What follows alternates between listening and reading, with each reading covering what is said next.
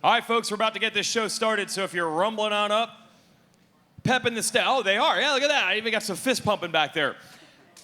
Welcome. This is the first ever. This is the first time we've ever done this. First time we've ever had this group of people. They'll all be on stage in a moment. This is the SMX Insiders live podcast mashup. I'm Jason Wygant. This is Jason Thomas. Somehow they accidentally let our friend Steve Mathis be part of the show.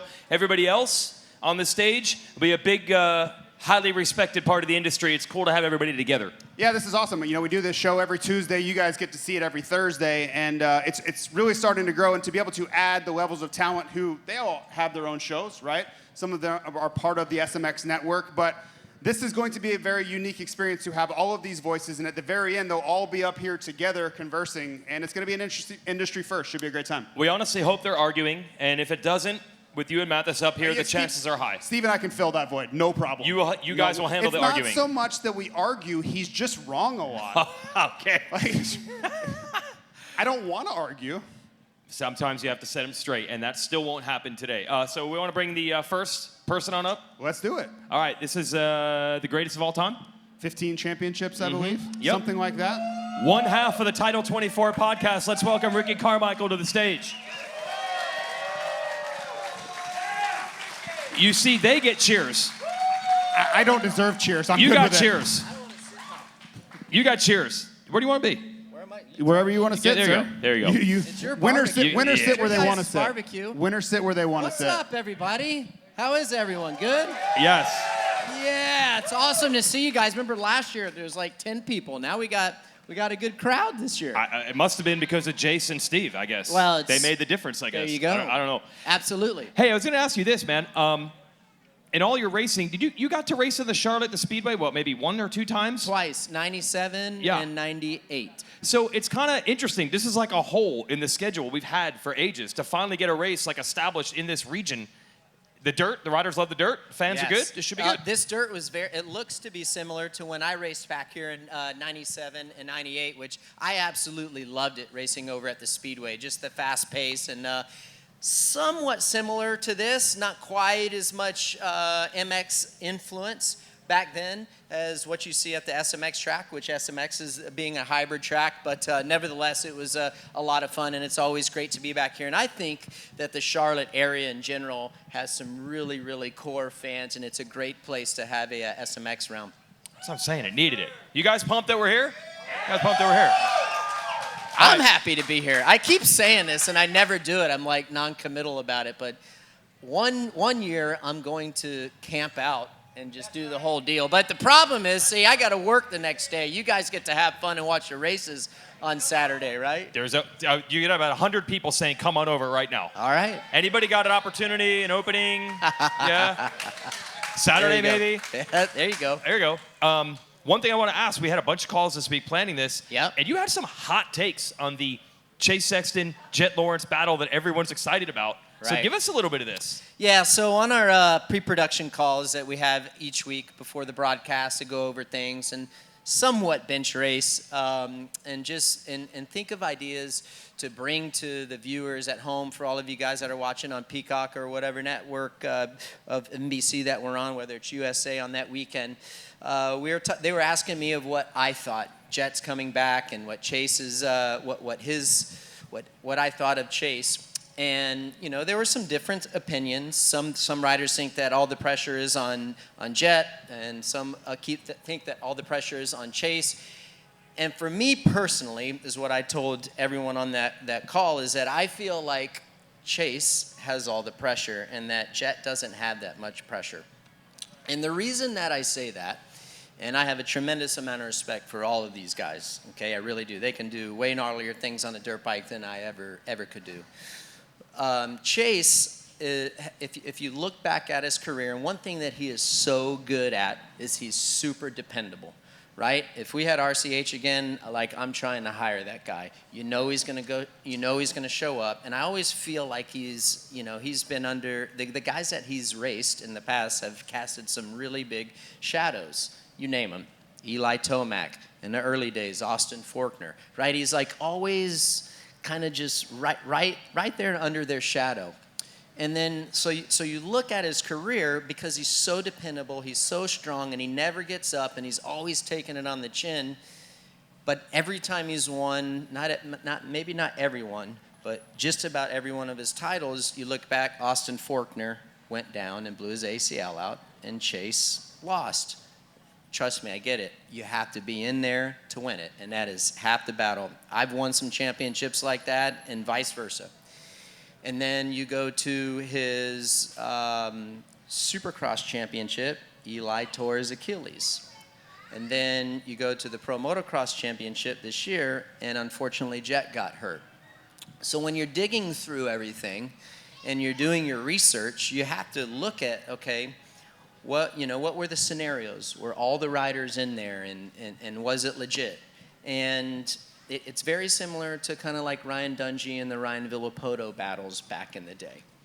And so that's what I was saying. I'm like, well, in my opinion, I think that like what I'm looking forward to and seeing for this weekend, number one, is Jet being back, and how does he respond? And then, most importantly, how does Chase respond? Because in my mind, if Chase doesn't go out there and beat Jet, then it's going to look like he won, there's an asterisk there. Yeah, and I think hate to talk like that, right. but it's, prove me wrong. Yeah.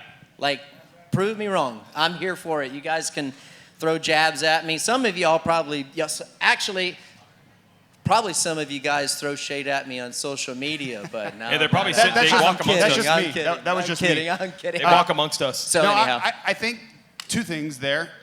One, there's a saying there's never an asterisk on a championship, but, right, all your points are valid. All your points are valid. And I lived through this with Chad Reed, because every championship he had, guess who was missing? The top guy the year before, right? So, Yeah. there is both sides to that coin. The awesome part now is Chase gets to go out and prove it, right? Like whether it's Exactly. these three or whether it's in 2025, he can go erase all of that talk. But I do love your point about the pressure, because I'm telling you, if Jet wins tomorrow, and I think it's a huge uphill climb for Jet to win tomorrow. I even told you earlier, I don't think he can, just because it's too early. Yeah. If he does, sayonara. Like, it is a really, really powerful statement if Jet could come back and win tomorrow. And one last thing on this topic, because I know we got some other great guys to come up on this panel that I'm really excited to listen to. But when you start weighing out the pluses and the minuses with both of these riders that we're referring to, you take how strong and how resilient that Chase Sexton is, and how he's so dependable, and he's fast, and he's in shape. But then you take Jet Lawrence. He's fast. He's in shape. I think he has a little bit better bike skill. I think he's pretty sound mentally. He is one with the toughest competitors in the championship. And I just feel like that's a little bit better, and I feel like at the end of the day, he outweighs everyone else because of that. Now, I could be completely wrong, and what I love about SMX is the format. I think that it caters. Some guys are better at managing a 3-race playoff than they are a 17-round Supercross series, and that's just the facts. And I think of a guy like Ken Roxon, I think of a guy like Justin Barsha, who are so good at these style of events and like a playoff scenario. So it'll be interesting to see. And while I say all this, I mean this with full respect for Chase. I have a tremendous amount of respect for him, but I don't feel like I'm doing my job properly from an analyst if I don't say these things. I'm saying what I believe is true, and when I'm saying these things, I really do think before I say them, and say things in anticipation that you can't refute what I'm saying. Well, you've earned the right to say it. Yeah. That's honestly, you have earned the right to say it. But you say there's no asterisk beside a championship. Now let's go to stick and ball, and I think about the Florida State Seminoles last year. Oh, geez, here we go. He's just doing that for I'd Chase. rather think about him this year, but we don't get to go to the playoffs. Oh, here we go. Right? Here we well, go. So we made it we earned the position of the playoffs, but just because our guy can't be the quarterback, he gets injured. Let's bring out a huge college football fan. That's it. Yeah. We're moving on. He's also the host of PulpMX, Weege and I have several projects with him during the week too. But let's bring him out, Steve Mathis. Yeah. Sure, we can find something to argue about. Yes, sir. College football? Big college football fan. big you are. college Big, football. are you big college football Is guy? that the one with 3 downs like the CFL? Yeah, we call it college football, not university. as you would Canadian say. football Oh, league. university football. Dude, okay. you know you like the Raiders. Don't even go there. No, the Raiders, yes, but college, I'm out on that. Thanks for having me. I appreciate it. How far down the number of podcast guests said no before you got to me? Like, how many? A lot. I mean, this is our chance to just tee off because Steve has been telling us for months. I'm going easy because I know I'm getting reciprocated anything I dish out right now. So but I'm here for you going at him. Months of him saying, I'm going to save your stupid show. Yeah. Months of this. Yeah. Months of this. Yeah. And this is where we are. We're the host. You are our guest. Our guest. This did not go to plan like I was told, but I'm happy to be You're here. going to helicopter in. Can I play co-host? Oh, yeah, he's co-host. You're a guest. Well, listen, Yes. I don't know if you folks listen to Title 2-4, but there's just 4 here. So where's that other idiot? Yeah, My where's guy's on vacation all of I a have sudden. a theory. What? He's not the richest guy here, so he don't want to be here because normally he's the richest guy that's standing around. But Oh, that's the way but we Villapoto got a guy Oh, backstage come and RC richer than him. Oh, he can't compete. So I think Villapoto said, I'm out. No. That's how I think he does it. Oh. Because I was told he's the world's greatest retired racer. He is? Yeah. Self-proclaimed. Self-proclaimed. Oh, Is there an self-proclaimed. asterisk on that title? No. He There's says no it- asterisk on that title. So where's your buddy at? He's at a family reunion. Family reunion in Utah. My man is at a family reunion in Utah. I said, I'll do the heavy lifting. Yeah, okay. All The right. press release said Ricky Carmichael or Ryan Villapoto. It was Right, really right. left open Yeah. if RV was going to show Well, up. I'm sticking with my richest man theory. So Okay. I'm sticking with that. He's Yeah. intimidated. Mathis, you watch practice. I did. You From the see a lot. glorious press box location that Sean Brennan has gotten us. It's fantastic. Okay. I have that sand turn dial. Okay, so give us the sand turn specifically That analysis. sand turn, well, Malcolm went down in it. Odd, Oh. Florida guy, down in the sand. Okay. I know you weren't very good in the sand. Eli But- Tomac likes the He sand. said Yeah. a couple weeks ago he didn't like sand. I hated the sand. What? Straight up. You destroy You're gonna everybody think in I'm like- Southwick every single I know, year. but You I can be hated good at something you don't I like. hated going to Southwick. Absolutely hated it. Like What? A perfect Yeah, example sure is that. looked like it. Now, like when my wife and kids would go to the beach or something, we're like down the Bahamas. They're like, "Come on to the beach." I'm like, "Dude, I hate being in the sand. No, I lived a lifetime in it. I hated Southwick. That is bizarre. I Okay, mean- I then- think I liked Unadilla better than I liked Oh, Southwick. come Stop on, it. dude. You had a I'm butt telling patch. you. You know There's no Dilla. way that's true. I was young then. Who knew? You know. You know Dilla. So what did you see, at least in the sand? Outside line's fast. Okay. Chase looked great. Eli looked great. Malcolm went down. The end. All right, there you go, everybody. That's why he's yep. that's why he's a guest. That's why. So catch the fever of playoffs and SMX and all that. Yeah. I was surprised. We did 19 shows this week. You would love that. You like the hybrid tracks. I do. I was I'm okay with it, waiting yeah. for you to tee off on the hybrid tracks. No, I'm fine with the hybrid tracks. They're really kind of cool, around neat. You know why?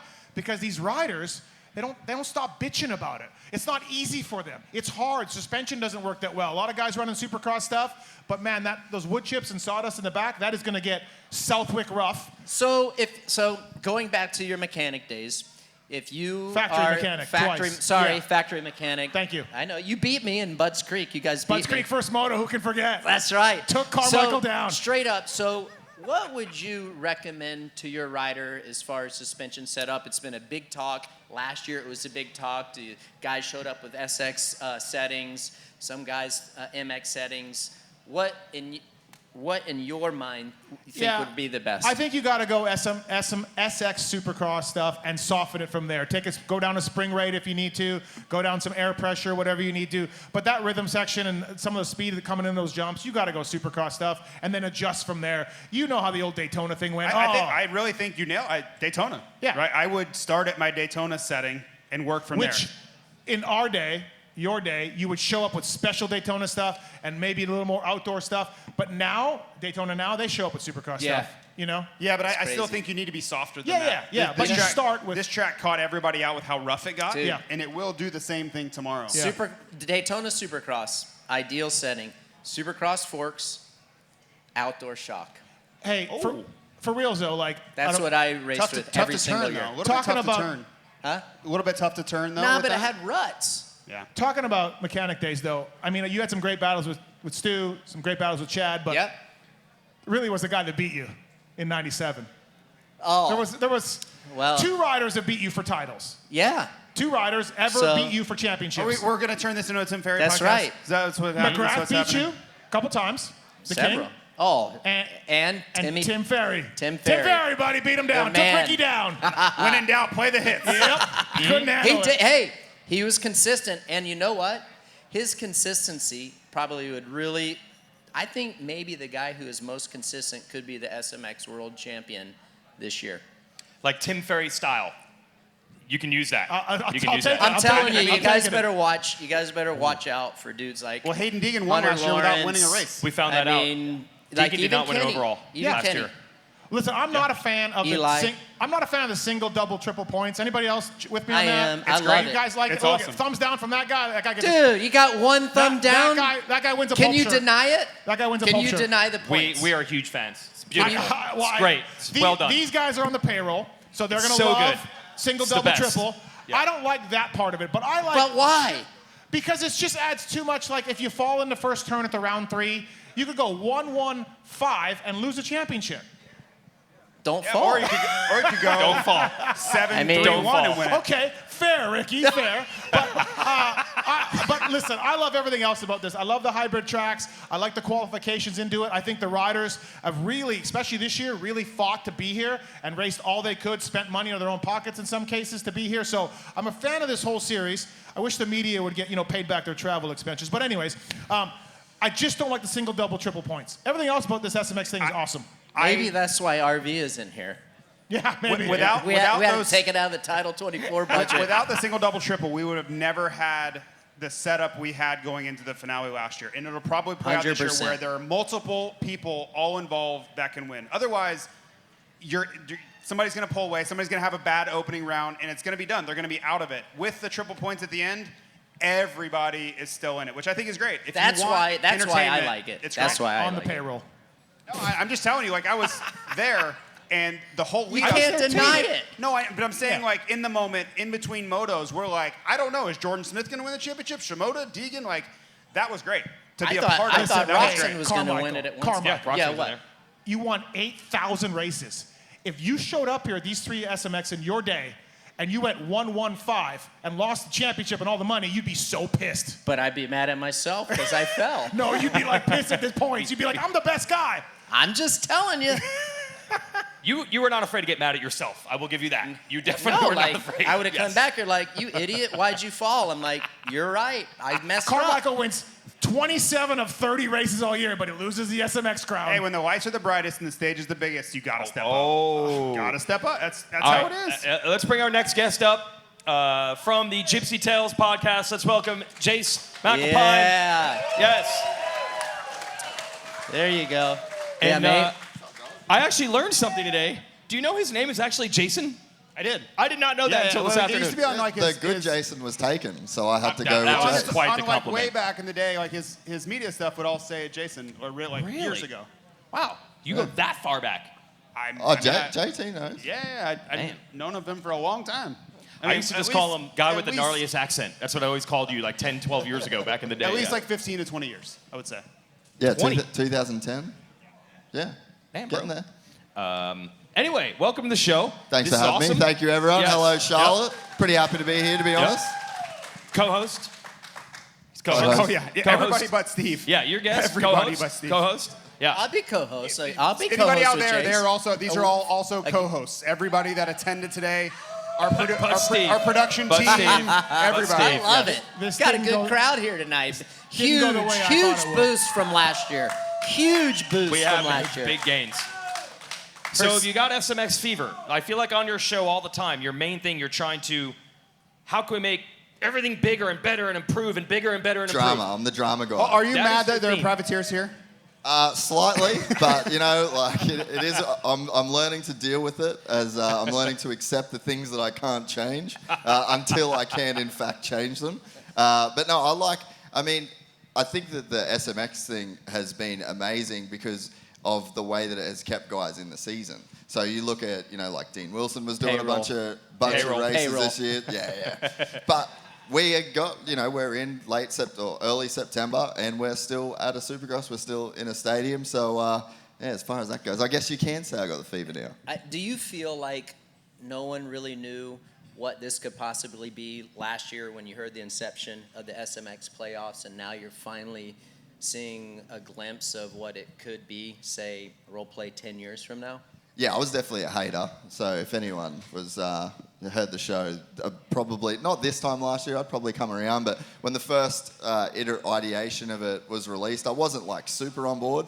But now, I mean, I wish we did it sooner. I mean, I'd love to hear what you would think about racing this series. But I think that there's just so many, I guess, storylines that you can follow into these last 3 races. And I think just the example of Eli Tomac, like we lost Eli Tomac in May.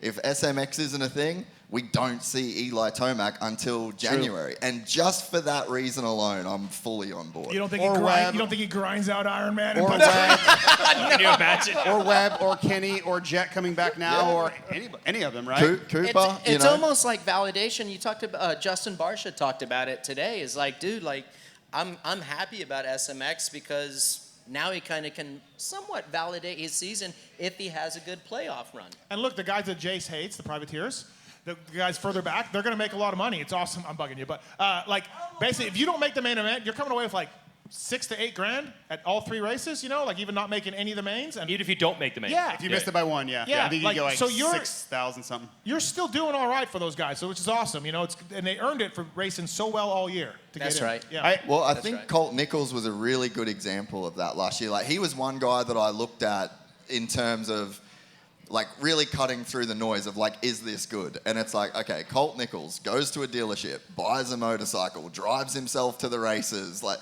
yes, this is good. Like, he did not have to do that. That is so much effort and work to go through. And he went and made a grip of money. So I remember October 22 at the press conference, LA Coliseum, and I'm listening to the format, and you ever see a dog, they're confused, like their head's cocked to the side? I remember staring at the stage like that, trying to figure out what this was going to be.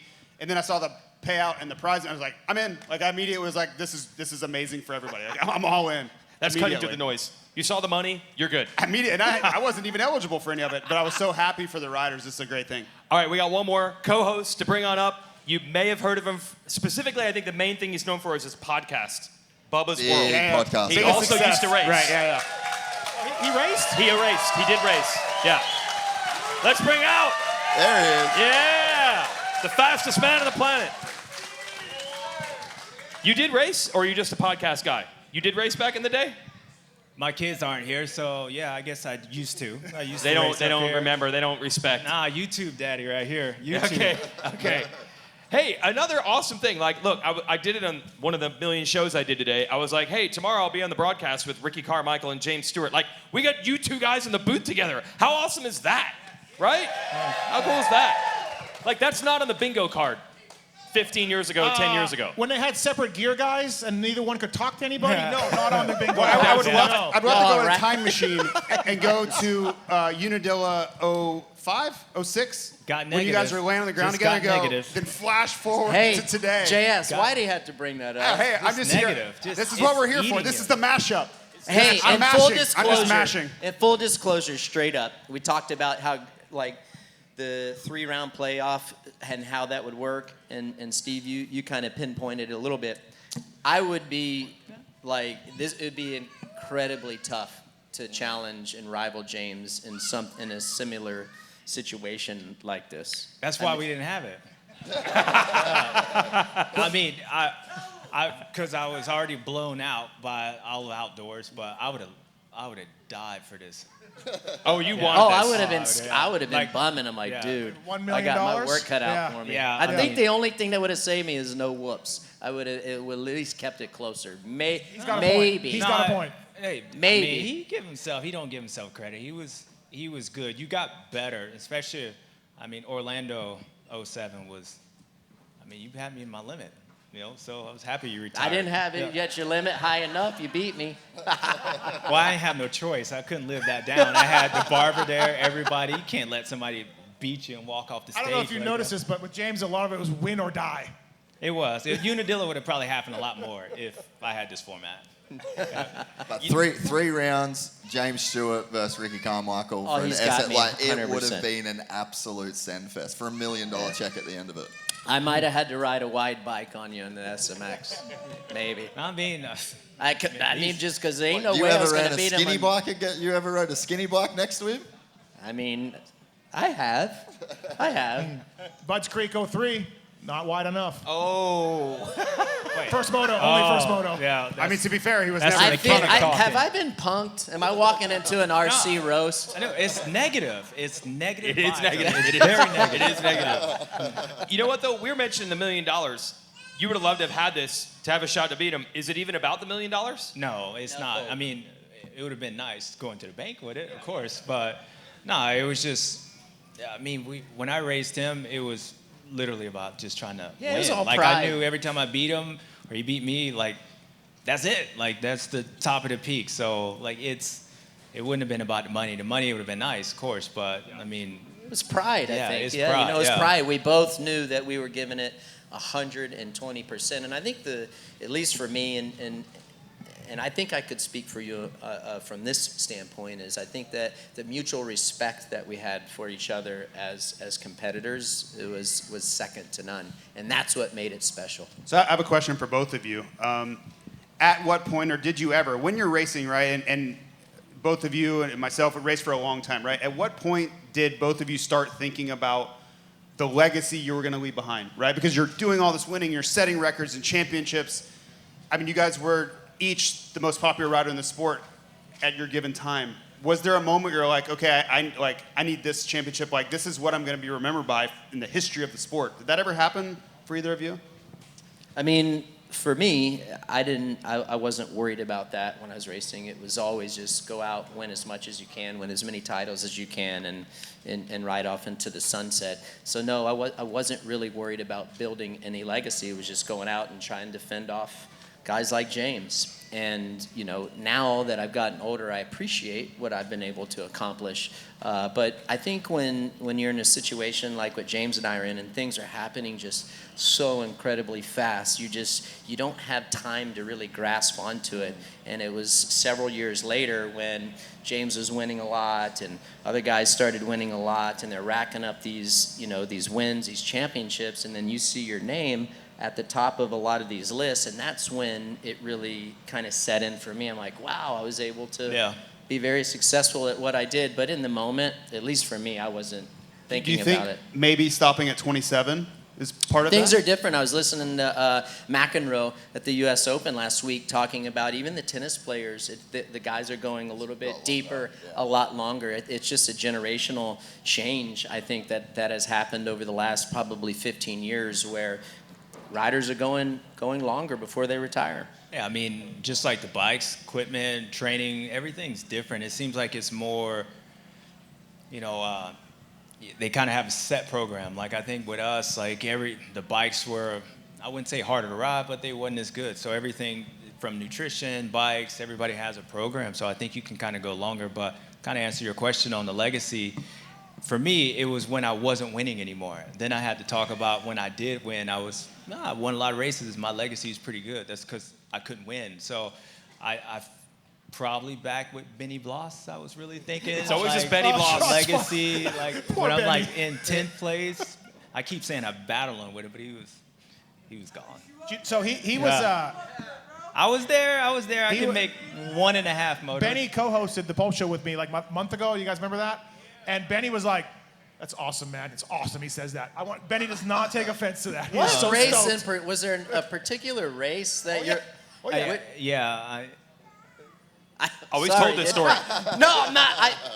Negative. I- Negative. Like it was just no. Dude, It was my last race, Washugo, and I wasn't even battling with. Dude was gone. I was out by myself. Actually, the fans Yeah, were but you keeping had me. to be injured or something. No. No, Benny, I have a wasn't, lot of no. respect for you. No, I mean, I had some emotional problems going on, but no, I was just, and I, speaking of that, I felt like that when I was watching Eli this year. Like, there's a sense when you cut it off mentally in your head, that's what happened to me at Washugo. Like, I was just had my first kid, there was things going on in the team, but I wasn't the James Stewart that showed up earlier that year before, the Dungey incidents, like I was thinking about, all right, well, maybe 5th place, all right, this, and I was done. So for me, personally, I was either all in, winning, or battling, or not battling with Benny in 10th place. Like, it was the same effort, same everything, but my mind was different. Why couldn't your mind be there in like 07 in Orlando? Because of you. Kept you going. I just feel like, at least I felt this way racing, and we talked about it on your podcast, is I just felt like there was always something just a little bit extra that both him and I did when we were racing each other. And I think a lot of it has to do with the history and how we grew up together and grew up kind of the, same way with nothing. What I wonder, though, is like, I am one of those guys complaining about the clouds in the sky and walking uphill to school both ways. But all the time. Yeah, yeah, but I don't want to be that guy. Made a career on it. I think you do. I don't want to be that guy, but I do feel your era was so special. I really do. Looking back on it, I don't know if it's the 2 strokes, you two Florida Aluminum guys. chassis, steel chassis. Yeah, no fuel injection. I just want to think it was super special, and I don't know if we'll ever get there again. I completely agree. Well, But what that's makes why we it? retired at Why do you 27. guys? Yeah. But why do you guys? I have a what theory makes why. it any I more have a theory special why. than what we're witnessing right now? I know. I have a theory don't know, why. but I just Here's what I do. think. You were winning really young, and you just kept winning, and you were winning really. It was like we knew this collision course was en route for 10 years before you finally raced each other. If you look at, even 5 years ago, was Jet Lawrence, he was barely on the radar. Chase Sexton was like the 2nd or 3rd best guy. We've seen so many ups and downs. You two were the only guys that they just started winning at age 7, and they just kept on winning, and no one could beat them until they raced each other. Yeah. That's a long runway Sure. to be like, I know one thing, that guy's really good, and that guy's really good, and there's no asterisks, no questions. We don't need a bench race. We just know these 2 guys are awesome. Yeah. And you don't Yeah. get that purity You guys very agree? often. You guys agree on that? I think. Well, thank you. I think that's mean, what it I feel like we grew up in a special time for sure. I mean, with the ever-evolving chassis deal with, like, again, steel chassis, aluminum chassis, then 2-stroke to 4-stroke, then back to 2-stroke, and then fuel injection coming in, and it was an interesting time. And I think I'm happy that we grew up and raced in that era, because I learned so much stuff to be able to help me with what works on setup, what doesn't work on setup, and all these situations that I was in. And let's face it, mechanics were better back then too. Here we go. Absolutely. He learned all this stuff, and he asked you what setup to use down here. What are they now then? Not as good as we were. Parts Hey, changers? we did do our tires back in the day. These guys never changed the tires. I always felt like there are very few guys. McGrath was one, Ricky was one, James was one. I think RV maybe at certain times, but there are very few guys that can go in and absolutely suck the life out of the competition to where everybody goes to the line knowing that they're not going to win today. And from pretty much day one. They already know Yep. that they're not going to win today, right? And when James was at his best, when Ricky was at his best, McGrath, everybody else was just like, well, we're going to go through the motions today, but we're not winning. We're not winning. Speaking of that, and I appreciate everything you guys saying, but I also think personalities and just the difference back when me and him raced, I was thinking about it as we were talking, pretty much every time we raced, one of us probably crashed. So you kind of knew it was, that's all they had. I crashed a lot. There were sometimes you crashed, but truthfully me, I think what we're witnessing with Jet Lawrence, Chase Sexton, some of the rods that they had, some of the best rods I've ever seen. So 100%. I think it's maybe personalities or whatever it is that we might not see it the same, but I don't see much difference watching those dudes out there racing. They're riding really good, and truthfully, I'll always remember what Chase did at Hangtown, the second last to moto. first. Jet Lawrence, for a while he had those guys kind of like we were, they were going to the gate, not thinking about beating them. Chase just did that this outdoor season, so it's there. I don't know what it is that we don't quantify or whatnots, but Their stories still being written too. Yeah. Their stories are still being written. So Well, I think with you guys, particularly when you were racing and you guys were racing together, you were both pushing each other to just such an insane level. And I feel like, if you added, let's say, Jet into that era, you'd probably see him either win or crash. And you know what I mean? I feel like you guys were just each other's kryptonite, to where it made you at 100% at all times, and the best man kind of won, And I think you see like Jet 24-0. I mean, I don't think we saw Jet ride that fast. In 22. terms of, 22. 22. Oh. Yeah. Hey, sorry, boys, Protecting these guys. sorry, Protecting these guys. sorry. They But got you know- two more. But you know what I mean? It's like he doesn't quite have that person that can take him to 100%. And I think that's agree why with you that. just, I agree with it that. just hits a little bit Or different. Orlando 07 to me will always be the one where you want to see where they can go. You want to see where this can get pushed to. Because I was in that Want race. to see how weird this gets? I was in that race, and every time they went by, which was multiple times, I was like, I remember audibly speaking out loud, like, "Mother of God, what are they doing?" Because that was, you guys were at the pinnacle right there, right? That was it. Think of High Point and Redbud, 2 races where you two guys. How fast do you want to go? Because I'll go that fast. You know. Yeah. Which year? I don't remember one year. I can't even. The High Point one ended poorly No, for you. Yeah, I was Did laid I out. did I Yeah. race High Point in 07? I can't even Yeah, remember. no, you. No, before you did. that, I You were think. by yourself. I already. Yeah, you won I everything can't- up till Millville. I woke can't up, remember. put my socks I've had on. a lot I of knew I was fun beat. I was since thinking more 07, 05. everybody. I'm just going to tell you that. No, 06? I don't know. Yeah, well. High Point 06? No, we had. Was that when you went? Yeah, I think about what would have been if I wouldn't have crashed. But Yeah. no, I think it is a cool thing. When I watch old videos, like when I watch us race, we don't look slow. Like even See, I compared think to we these do, guys. dude. What? Really? Yeah, you on your I own on watch, that one. huh? I'll send you No, some of I my mean- home Brother, movies. I can I'll tell show you, what as slow one looks like, slow sir. person on a motorcycle, you're not slow No. at any point ever. Go watch Atlanta Supercross 1997. Oh well, I mean, 125 Well, class. 1997. back then, yeah. Timmy No, looked fast though. Timmy won a career going double single. I mean, I get it. Like, All right, we got fan questions. Are we Okay. gonna do it? Are we time for this? Yeah, let's do do the the fan fan- questions. These guys are excited about this. Bring the heat. Yep. Go ahead. Where are you from? What's your name? What you got? Oh, we came here from South Florida. Okay. Nice. Here. Oh, Was where here at? last year. Jupiter, Florida. Oh, Cool. big Good golf dude, courses. big money right here. Big golf Jupiter. guy. Yeah, golf, huge. So question for both you, RC and Stu. So Steve has broken the news that like Phil Nicoletti is start coach for some of the big guys in the field right now. I wanted to see if back in the day if there was anybody that like maybe you two listened to.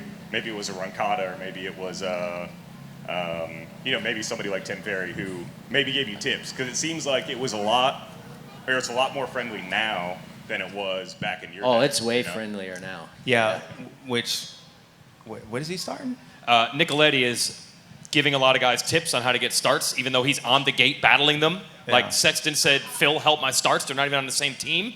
There are some other teams that have asked Phil Yeah, is to. it too friendly? You know, Maybe you know ride who their helped me bikes? out was Jeff Immig helped me out quite a Oh, bit. you did have that. Okay. Like older guys like that at the time. Larry Ward, when he was my teammate, he helped me out quite a bit. I always go back to this. It was 2000. Larry Ward and I were factory Kawasaki teammates. And there was some gnarly jump, and he just came over to me in the rig, and he's like, dude, why are you even worried about jumping this? You're not going to be able to do it for 20 laps in a row, so quit worrying about it. You are fretting over something that you're not even going to do in the main event. And as soon as he gave me that little hint, I took that with me for the rest of my career for the most part. And like, when James would do some gnarly stuff on the bike, if I knew I couldn't do it, those were nights where I'd just basically say, well, I'm going to surrender to second. I'm going to do the best I can and try to make up as much time as I can on the track everywhere else. And if it works out, it does. If not, See, and I knew that get was his beat. game plan too. So I was like, all right, yeah. But yeah, my teammate was Dirty Dog over here. Right. I Timmy. mean, Tim Ferry. he pushed you to the perfect season. Oh, he pushed me all right. Off the yeah, track. as a teammate. Right off the yeah. track. Who Yeah, was your right up- teammate at Factory Cowie like your first year? I can't even remember. Ezra, right? Yeah, Yogi was, and Carpenter. Roncada? no, they didn't. Burner? No, Burner? I almost said something, but no. Yeah. Oh, I keep that for the show. Yeah, Roncada. I had Paul Carpenter for a minute, but Burner, Burner? Michael Burner. Yeah, Burner. Oh, Burner. Burner. Yeah, Burner. Got Come it. on, Yeah. boys. Come on. Aussie. Yeah. Probably But Burner were there the guys, longest, right? even when you were really young, maybe Very. not your factory days, were there guys when you were like 12 or something that you would ask stuff from? No, I mean, I'd be honest. Fro was really cool to me. Like when I was on 80s and stuff like that. McGrath, Lampson, those guys. But you know, speaking of like the era, maybe some of the things going back to the conversation we were talking Yeah. about, why we see things different is because we didn't talk to people like that. Like there wasn't no Phil Nicoletti around. There wasn't no like, all right, Jay Sexton and Ken Roxon battling, and then Xbox on Sundays. Like, I mean, we raced on the racetrack. We raced to the airport. We raced to get our jet off the thing. Oh Like, yeah, we it was raced. full on. It was. Hey, didn't it yeah. catch you guys out when Eli and Kenny were on the private jet together before that? Like, And Adam. There's Adam's no in there. way I I was would like- be on a private jet. Could you imagine me and Reedy on a exactly. private I was like, jet? I'm like, no what? way. Like, I couldn't believe it, but that was like a sign of the times. Is it it really too- was is a it sign too of the nice? times. But it's just different. It wouldn't have worked for me, at least, just because I'm like, this guy wants to wreck me and beat me and take money off the table for me. And there's no way I'm going to be friends with that guy. Didn't mean I didn't respect him. Yeah. But yeah, I mean, I'm not saying it's too nice. I just go back to, we just live in a different time. The world has changed, things change, things evolve, and it's just a different type of competitiveness. I mean, it was eat, sleep, breathe, win or nothing. And I think that translated though, like that did. magic that we're talking I about. don't- Like I I think don't- that's I- what translates. I know these guys want to win. They want to win. Yeah, I mean, truthfully, Like, that's but it why just- I hated Chad, because like when I raced I knew exactly what I was getting. Chad was hard to beat because you never knew. Listen, he was And, my like, best friend, and I didn't know what I was getting. Yeah, yeah. I'll tell you right And, now. but probably that's why we, see it differently, because it is. And when you look at the riders out here, we call Hayden Deegan like more of an old school racer, Yeah. because he is more, our back in our day, I would tell you on the cover of Racer X with my shirt off, like, oh, my whole life is about January and I want to beat that dude. Like, you don't hear that now. Like, and so you knew I wanted to win. Like, I did everything probably just like all these guys do, but you don't hear. Like, so that personality is a lot different. That's the biggest thing in this era. But speed-wise, I mean, these guys are out there competing, but everything was about beating that dude. If you don't win, you're last, basically. Straight Should up. make a- I should mean, make a movie it about was it was like that. Should make a movie You about know, it's that. like, We got why more, didn't you win? Why we got didn't you another win question today? here? I'm like, well, I got. Hey, how's it going? We're from Baton Rouge, Louisiana. I was gonna get y'all to comment on talking about Chase and Jet a lot, but I think what was ignored this outdoor season was Malcolm, your little brother. His consistency, getting fourth and pushing it through, and him being an ex-champion. I think in that third place position, I think he can really be a sleeper in this playoff series and get in there. And of course, we got AP, who everybody loves, but besides that, I was kind of seeing who y'all got in that third position. Coming in from the outdoors, people riding good, the fact that you can do 335 or whatever, and at the end of it, and who y'all think is going to be in that, I guess, position. Yeah, well, if Malcolm's a sleeper, he need to wake up. Yeah. No, I mean, for sure, racing outdoors, you can see the improvement. It was kind of, sleeper-ish, kind of like he just got better and better, and I think you'll really notice his improvement next year during the Supercross season. Like, I suspect he'll have a better Supercross season just because he was out there. To go from, round 5th place to 8th place to competing up here and beating Jet Lawrence, Chase Sexton, that's going to be a huge task, but overall, he'll be a better rider. So to me, I don't know. I mean, I think everybody has that mindset that there's 3 races left. They know every position is a lot of money, and so I can see it almost like Anaheim ones, like the heat races. These guys are racing like all out, and throughout a Supercross series, things are different. So Malcolm, he could be a sleeper, but I think you'll really see the improvement from the outdoors next year in Supercross just for finishing all the races and stuff. I like that question, and I want to know from the rest of you who you think could be a sleeper, not even like third, but even second. Who do you guys like have your eye on, pinpointing? For me, this weekend, and why? This weekend specifically, it's going to be about the start. And I asked Chase Sexton about starts during the press conference earlier today because the way I look at the track is it's split start. There aren't whoops. There's not a lot of technicality to the track. And in the technical sections, you're not going to be able to pass anyway in them. So if you're not near the front positioning early on, it's going to be really difficult to move forward. So I think guys like Justin Cooper and some of the guys we're not necessarily thinking about, There's your sleepers they right have a there. real chance. They have a real chance to be there because of the position they're going to put themselves in. They're going to be able to capitalize on the opportunity. I mean, who do you think? I just posted that on X and Instagram right now, so That's your opinion no now? other rider's going to give you any insight tomorrow because you picked someone. Yeah. Like, who do you think? I agree with you, like a start. But Yeah. who do you think will race their way into like second? I think place, Chase third? is going to have to. I agree. I Like- think that a guy like Kenny will race his way in up to the front in at least third, and I think a guy like Eli will. Yeah. I reckon Hunter Lawrence has got a lot of seconds this year. 100%. Three He's a sleeper. 3 seconds through 3 rounds, like just might mathematically be enough to do it. And man, even the practice starts that the Hondas did, like they have something going on. I want to with those see. bikes, you I know? want to see Hunter bounce back physically, though, right? Like he looked before we got. He's got a good 20 minutes at the moment. I hope so. Yeah, I hope so. Like before we left for the break at Washougal, he looked like he was hurting, right? Like physically, and then Do you see that bike?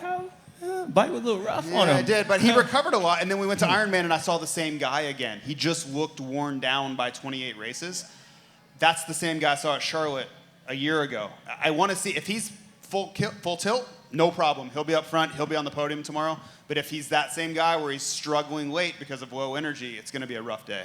Steve, do you think Lars has the whole shot button here for the Hondas? Because Yeah, he does it all, right? I talked to him earlier. He's got it. Yeah, he's Okay. got it loaded. So it's controlled by Lars' The phone? new for the starts? iOS is out, and Oh, okay. it's fine. Yeah. So they got no, SMX but for me, software. like no whoops, right?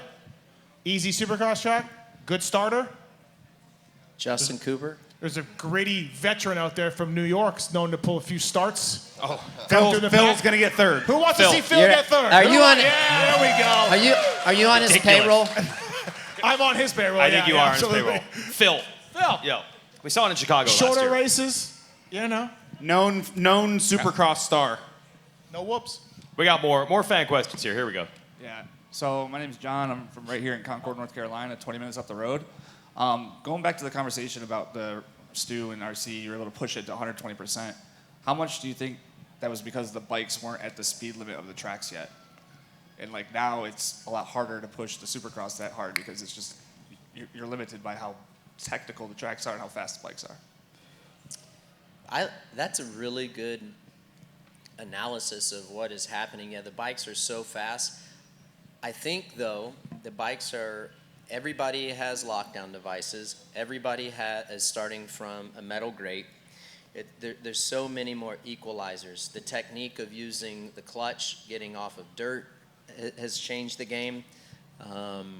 So it makes it that much harder.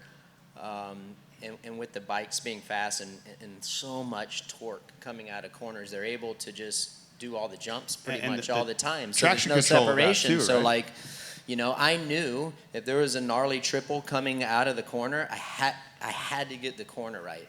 But now these guys, they just come out and just, and they're gone, you know?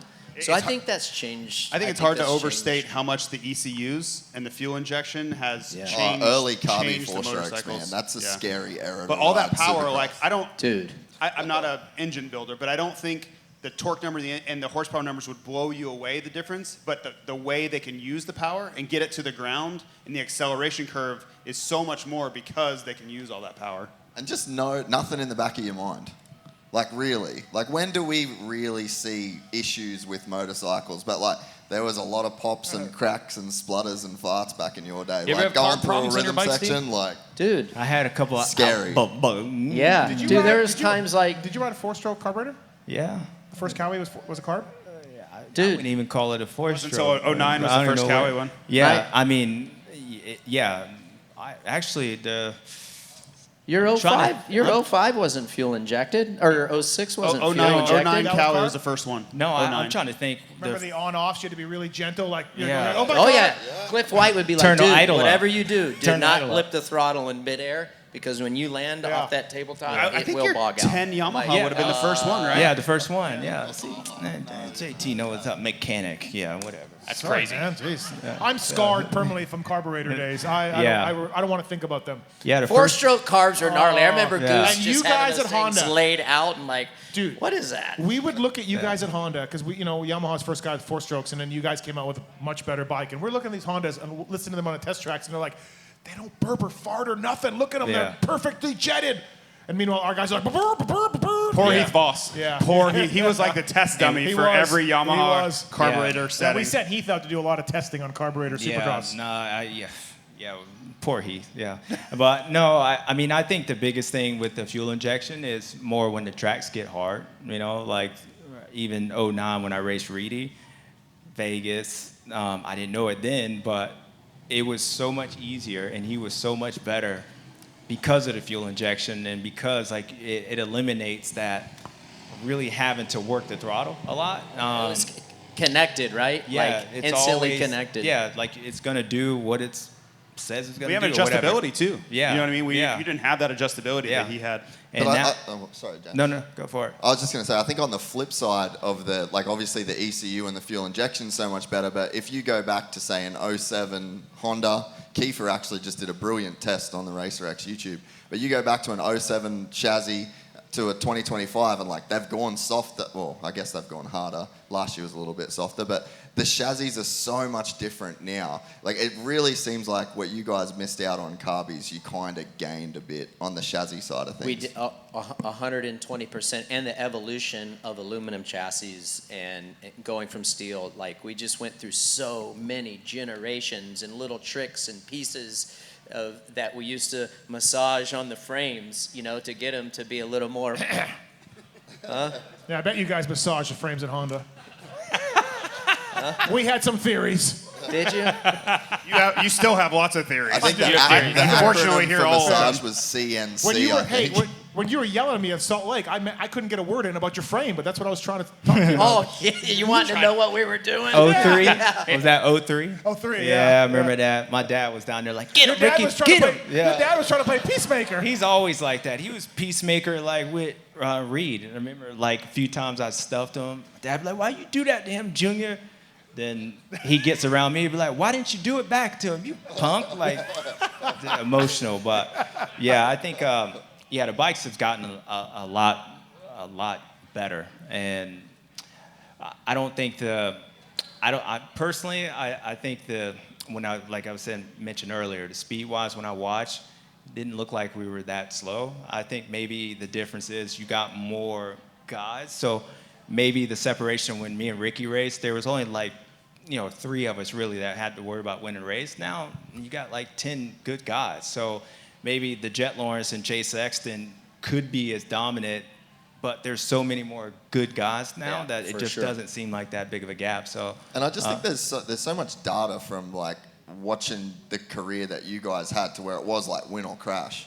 You know what I mean? And then like following your era, we had Villo, never crashed, Dungey, famously never crashed. Like I think you guys caused a bit of a shift in terms of just like the mentality too, like what people were prepared to do to win championships. You see OJS laid out on the side of the track over there with Bodner, it make you think differently too. Make some changes. Whatever I do, I don't want to crush like I don't wanna James. be like that I don't dude. want to crush like James. I ain't trying to win that much. We had one more fan question to take from the back. That's good stuff. Go ahead. Hi, I'm Nicole from China Grove, just 25 minutes up the road. You guys talked a little bit about lining up on the gate and knowing some of those riders that when they got to the gate and they saw you, they knew they weren't going to win for that day. So my little guy rides a 65. When he gets to that gate and he sees those elite riders as a privateer, he's automatically in his head that says, I'm not going to win today. So what advice do you give those guys that aren't those elite riders lining up against those as a privateer? How do you get them out of that? Start a podcast. Dude, Because It's the great equalizer. that was rough. No, We're on the same level of these two right now. I think I'll go back to one of the things my mom always taught me when I was a young kid, just like yours. Is she always just told me, you go out and you do the best that you can do. And if the best that you can do is 5th, then you must get 5th. But what you can't do is if you're good enough to get 5th, you can't fall down and get 8th. So you go out, you take your 5th, and then we'll go on and we'll work on where we need to be better. We'll see where the competition is better than you, and we'll work on that during the week. And if all you can do is do your best. And sometimes it's enough, and sometimes it's not. And so that's what I would tell my kid, if he was lined up and he's on the 65 class. I'm like, dude, just go out there and do your best, and then we'll work to improve each weekend. Can we find Racetrack's fault? Did you ever finish fifth in a race ever? And you're like, where's this mythical fifth? Bud's Creek. I was going to say something, but Hell hath no fury as Yeah. Ricky coming back and getting fifth. I'm just going to tell you, Fifth. I was He there was in cool. those days. And He was cool. To his point, though, he was a lot better than fifth, so he shouldn't have been getting fifth. That is true. Just finish where you're supposed to finish. James is There you like, go. what's fifth? Well, What's fifth? You get a lot of fifths. I mean, James? what He got fifth at wanna Washugo know- and then he quit. I'd like to know, answer her question, and then I got one for you. yeah, I didn't get the same advice as you did, but no worries. It's all good. differently. Hey, just try. But no, I mean, I would say, I mean, the mind's a powerful thing, really. I mean, you keep things in perspective. All these guys out here, the best, less than 1% of the people in the world can do what they do out there, and your son can beat, billions of people on a motorcycle. Just keep things in perspective. Like, that's what you think, that's what's going to happen. And I feel like even out here, a lot of this comes down to not talent, it's really upstairs mentally. I used to have a teammate, Kyle Riegel, and I told these guys this story. During the test week, when we were testing during the week, the guy would be faster than me, like all week long.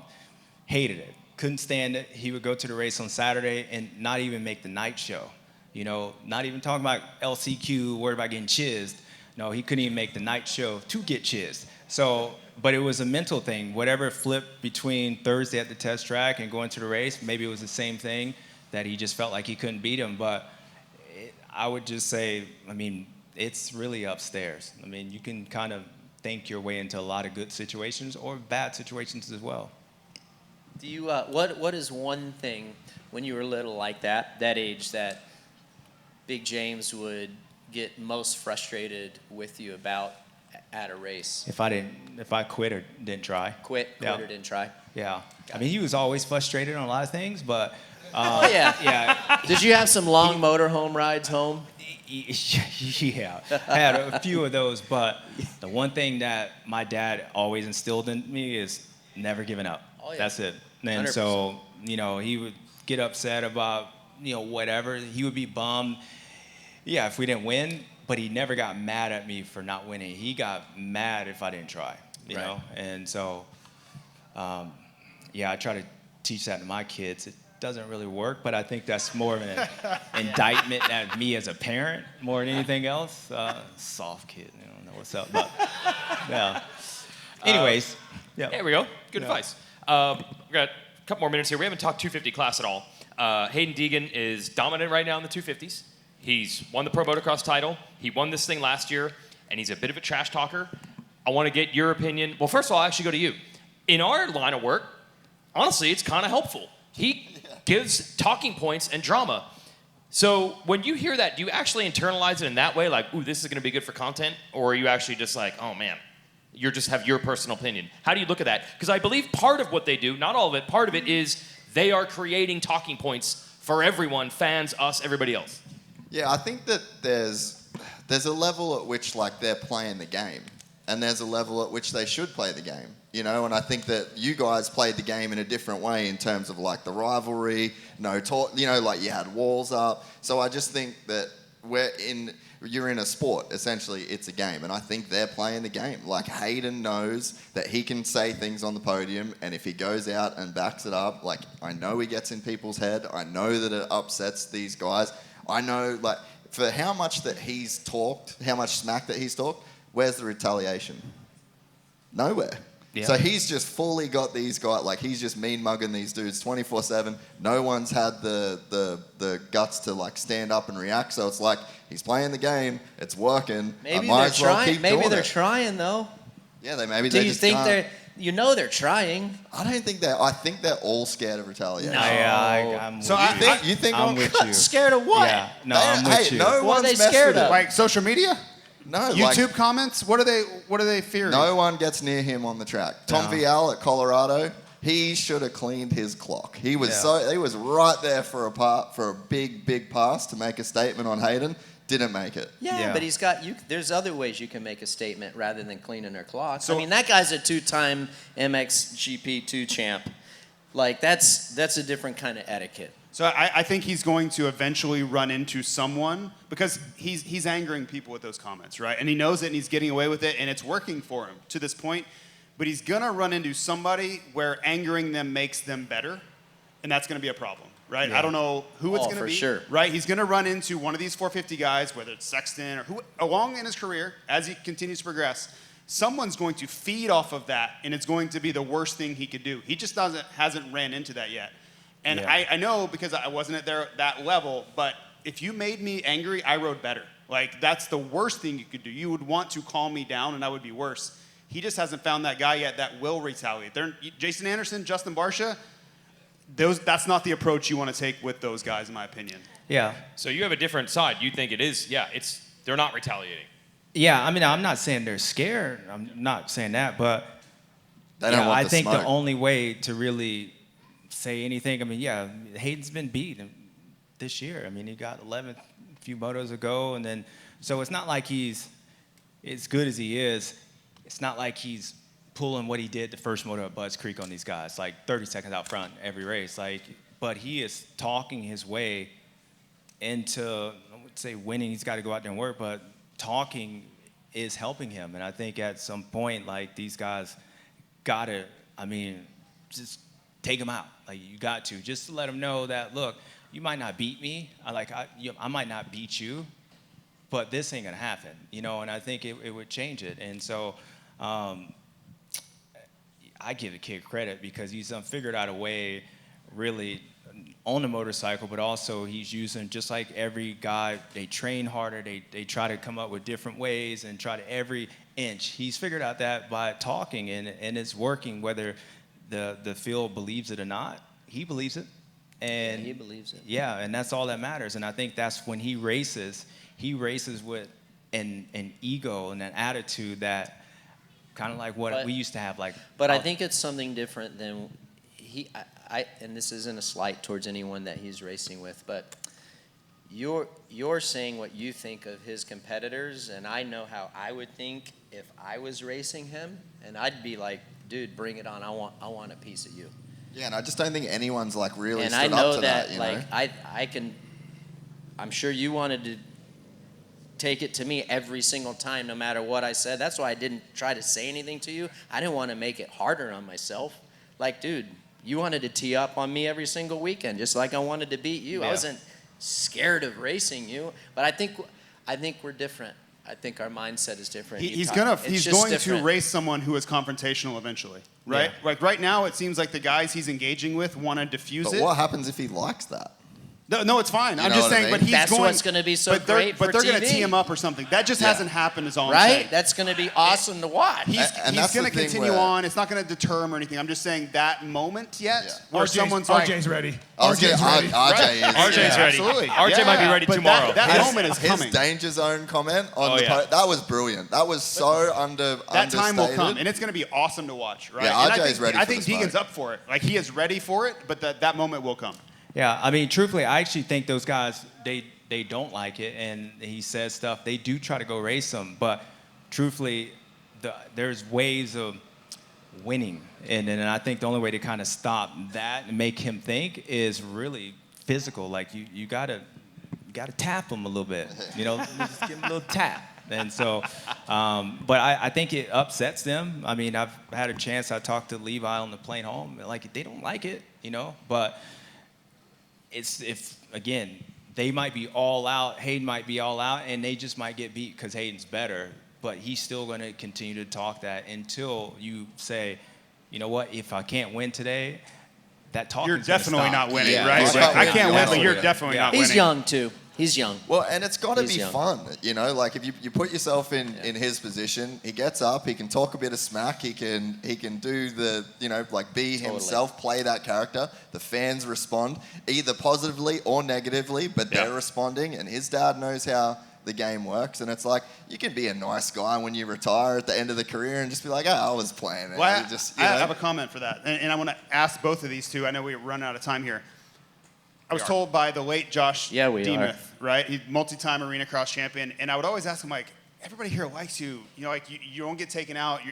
Everybody's smashing everybody. It was like carnage every time the gate dropped. Nobody was hitting him.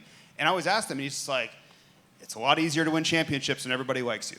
It's a lot easier. So does that ever come into play where you need friends? Like, everybody can't hate you on the starting line at some point. Dude, you were Chad Reed's best friend, and I always tried to kiss your ass because I knew.